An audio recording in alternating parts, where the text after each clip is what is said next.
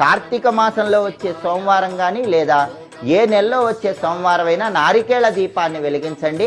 శివానుగ్రహము లక్ష్మీ కటాక్షము ఏకకాలంలో పొంది తడిగంధంతో రాగి పళ్ళెం మీద స్వస్తిక్ గుర్తు వేయాలి. ఆ స్వస్తిక్ గుర్తుకి 4 చోట్ల కుంకుమ బొట్లు పెట్టాలి. దాని మీద బియ్యం పొయ్యాలి. అలా బియ్యం పోసిన తర్వాత ఆ బియ్యం మీద నారికేళ దీపాన్ని ఏర్పాటు చేయాలి.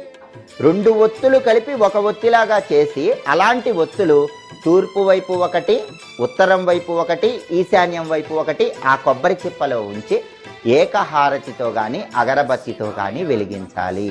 దీనిక దారిద్ర్య దుఃఖ దహనాయ నమశివాయ అనే మంత్రాన్ని 21 సార్లు చదవాలి.